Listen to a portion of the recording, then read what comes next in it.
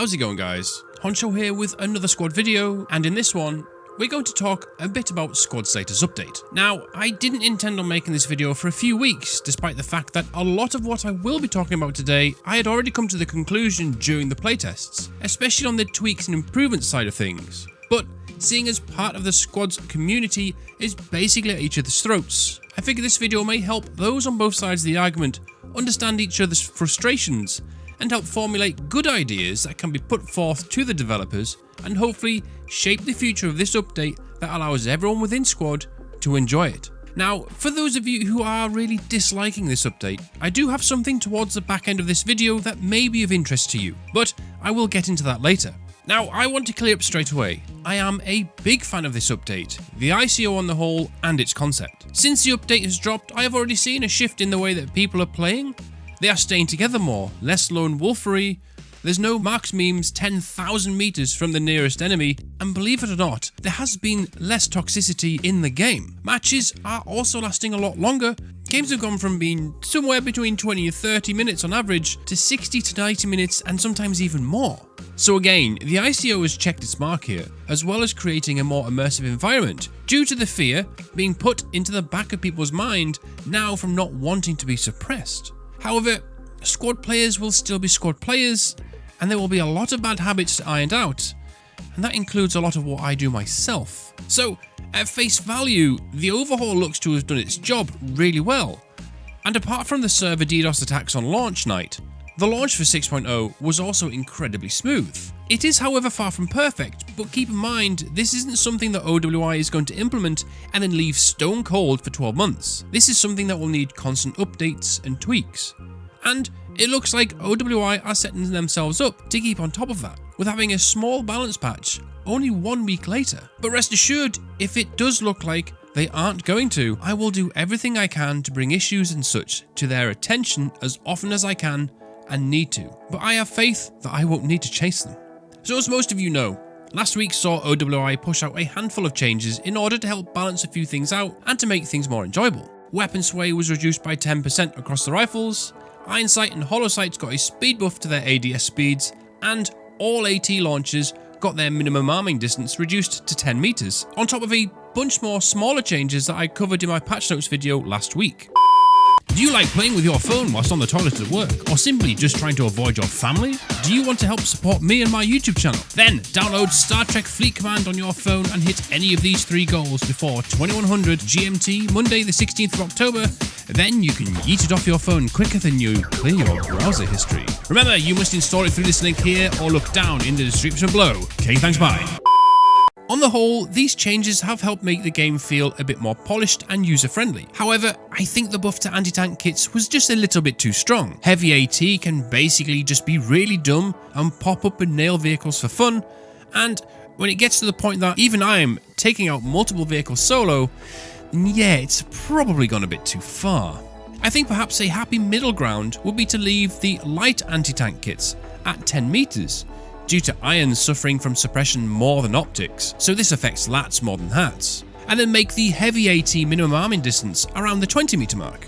But to slide along with this, I would make the explosions from vehicles being hit and especially destroyed more intense. Basically, just increase the distance in which a vehicle explosion can reach. Now, another big complaint I have seen from a lot of people, and this is something I have also been somewhat vocal about during the playtests myself, is the fact that you are punished too much for simply moving. I'm not on about sprinting or running and gunning, I'm simply on about walking 15 meters at base walking speed. Because if you walk 15 meters, it takes upwards of 4 seconds to steady your weapon after ADSing. And this includes pistols too, and this is down to the weapon sway mechanic. Now this is important, because if you are walking, that means you are looking after and managing your stamina, which is what we are supposed to be doing now.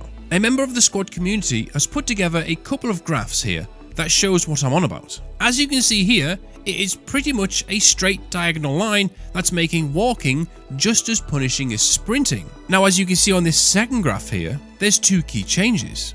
The first one is walking has a much lesser effect on your weapon sway, which in turn reduces the time to steady your weapon and be in full control. which makes sense, especially when you're only walking short distances. But secondly, sprinting has been made more punishing, and the sway mechanic ramps up much faster.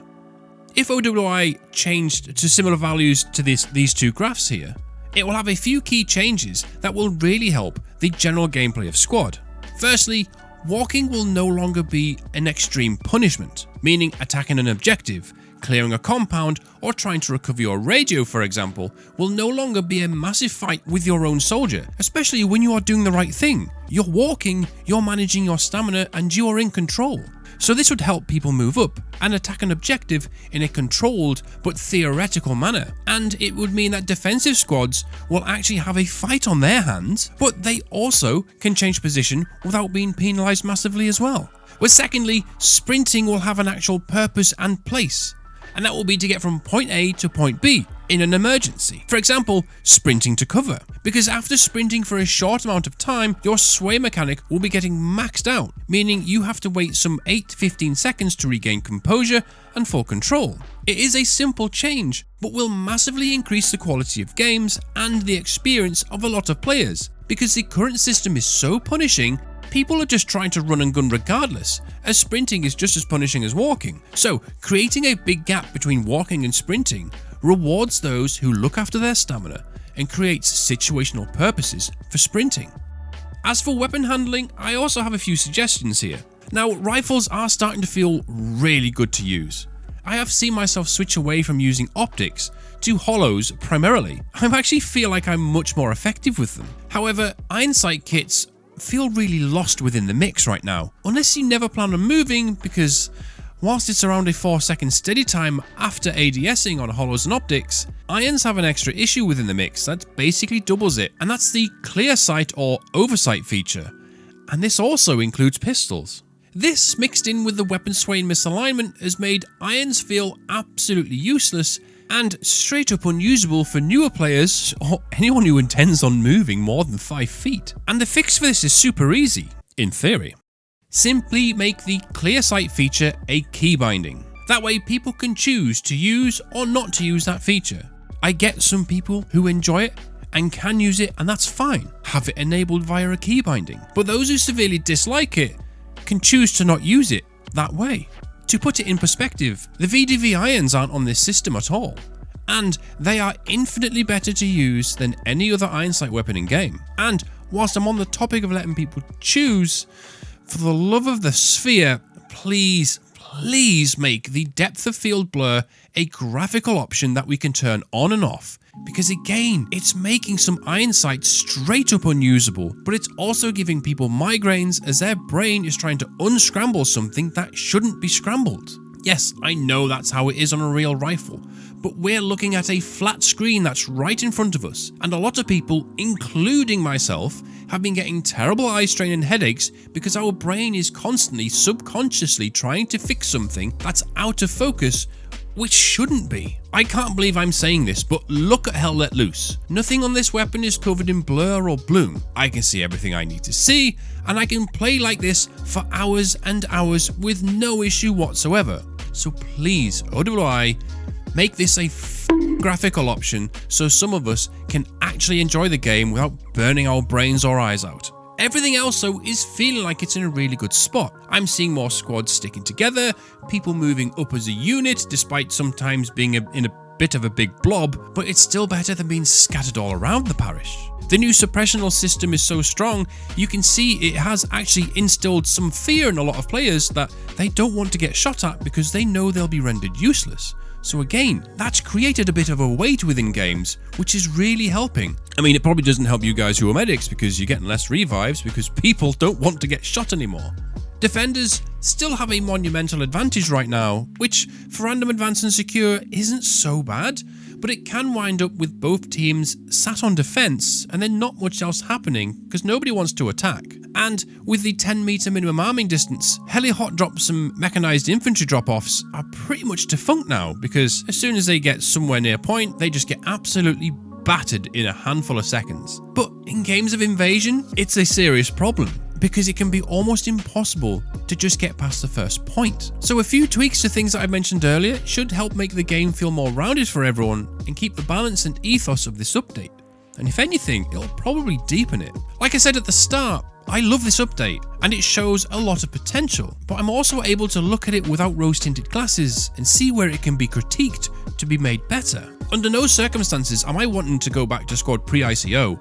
I genuinely enjoy this more, despite the fact that I'm also suffering a lot of muscle memory issues, like a lot of people are. I'm slowly but surely starting to rewrite my own brain code, I suppose, and one by one tackling issues. But it's still going to take time, and a lot of people need to accept that, because for some people, they can rewrite their own muscle memory much faster than others.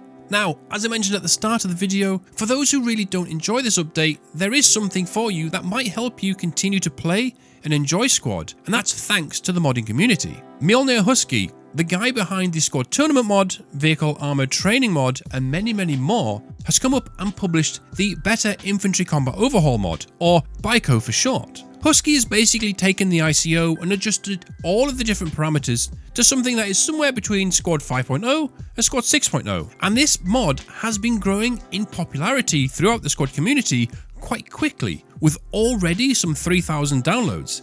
And I believe the Salty Spittoon and Ghost Syndicate both have dedicated servers to this mod, so I highly recommend you go and check those out. We all love Squad, and we are all very passionate about this game, and that's why mods like these are important, because it gives people who don't enjoy this update, or are struggling with it, a way to continue to play Squad, because, let's face it, there is nothing else like this on the market at all.